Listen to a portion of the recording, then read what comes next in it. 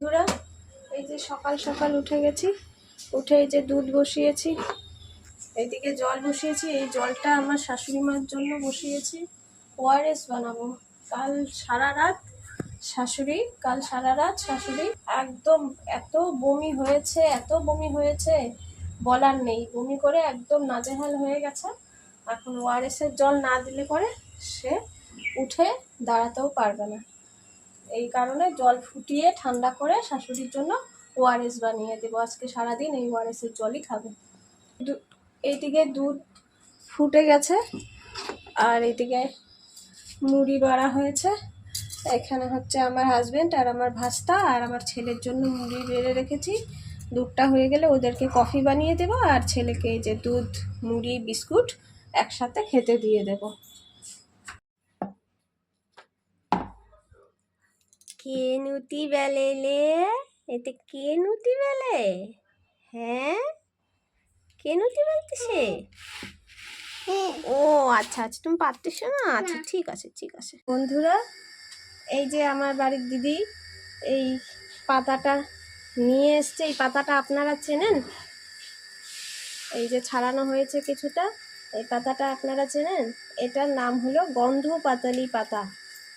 এটা হচ্ছে মুখে অরুচি হলে পরে বা হচ্ছে শরীর ব্যথা ট্যাথা হলে পরে এই পাতার বড়া করে বা বেটে বা সবজি করে সবভাবেই খাওয়া যায়, বা শাক করেও খাওয়া যায়।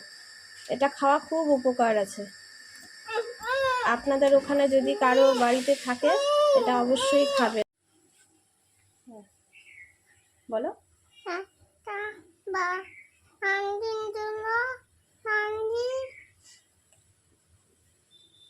কি ঠাম্মির জন্য বালি?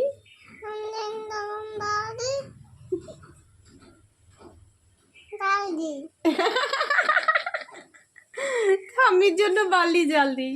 এই যে ঠাম্মির জন্য বালি জাল দিচ্ছে। এই যে ঠাম্মির জন্য বালি। এই যে সকালে যে পাতাগুলো নিয়ে আসা হয়েছিল, দিদিভাই নিয়ে এসেছিল, সেগুলো বেছে নিয়ে কুচি করে কেটে এখন বড়া ভেজে নিচ্ছি। এই বড়াটা খেলে নাকি মুখে রুচি আসে। আমি অনেক খেয়েছি আগে, তো অনেক দিন পরে এটা পাওয়া গেল। আর খাওয়া খুব উপকার আছে এটা।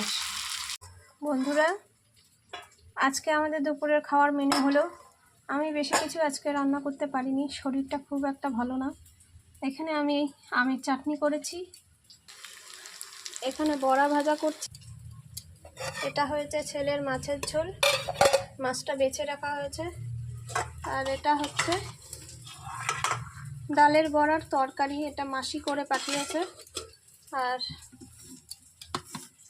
এই যে মাছের ঝোল, এই দিয়ে হলো আজকে দুপুরবেলার আমাদের খাওয়া হবে।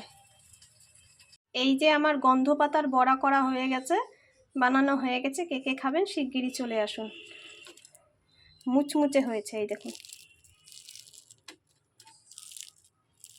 ধরছি আর মচমচ করছে, খাস্তা হয়েছে। এই যে